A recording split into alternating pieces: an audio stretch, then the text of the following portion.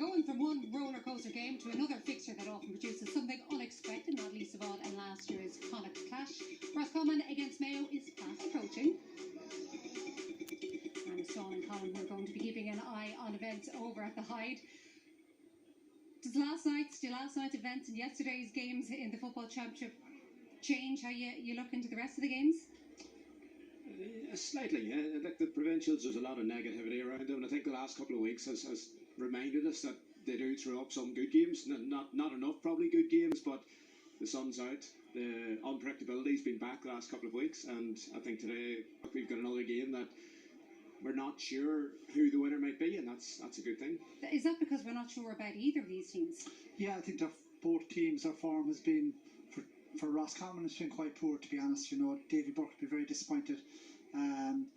They didn't show much spark. Like they were out last year in the league, they came out of blocks really, really quick and put themselves in a good position.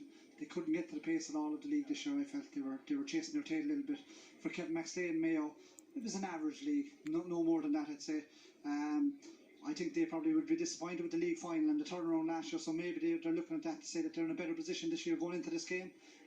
But again, I think we just don't know where these teams are at, but we'll find out fairly soon. If anything, I think I know you said average league, Colm, but I think they get their job done early, and I think they maybe learned from last year where there's a lot of hype about Mayo, and all of a sudden they couldn't deal with that hype. If anything, there's less hype, and in Mayo, if there's less hype, generally you get better performances. So if anything, I think he's maybe targeted today and took the foot off the gas at the tail end of the league. Is there ever less hype in Mayo? Every now and then. Just a quick word. Ben O'Carroll comes into the Roscommon team, so that obviously makes a huge difference. Yeah, I was a bit worried for Roscommon looking at their forward line before hearing that change. I think that changes the game for a little bit. He's a very dynamic player. He was brilliant with St. Bridget's in their club run this year. He can play inside. He's very dangerous inside. He can see a pass, and he can be a game changer, Joanne. And I think it I don't know if it gives him the big advantage, but he's a massive player for them, and he's missed a lot of football, but I think the dry ball will suit him as well.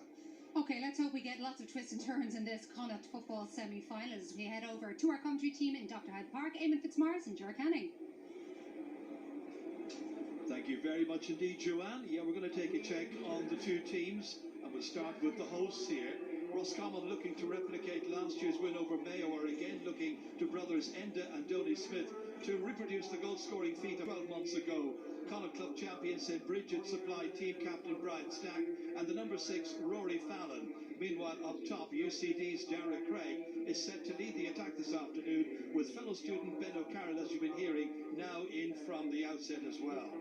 And likely to be on marking duties for Mayo are a couple of other UCD Sigerson Cup men, likely to pick up the two guys we've been talking about, Rory Brickenden and Sam Callanan. Paddy Durkin captains the team, which shows Donald McHugh now starting in place of Owen McLaughlin. Stephen Cohen has moved into midfield alongside Matty Ruan.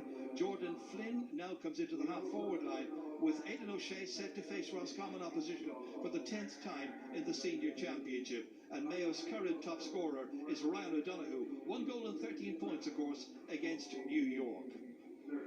Well, right now, people here in Dr. Hyde Park are having a moment's reflection for some people who passed away recently. They include Tony White of Clonmel. He was a former Roscommon player and played in the 1962 All-Ireland final against Kerry. Dr. Alan Delaney was a former Connacht Minor medal winner with Roscommon, and later he won a Sigerson Cup medal with UCG. And there's also Paul Tansey, who up to his untimely death was president of the St. Michael's GAA Club.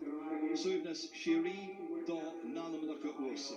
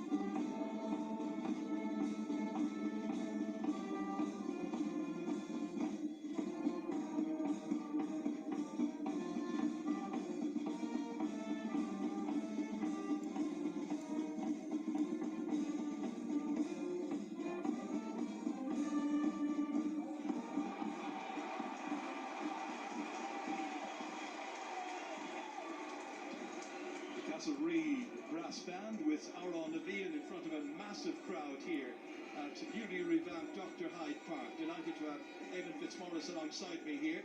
Well, the conditions are perfect, Eamon. Let's hope for a good game.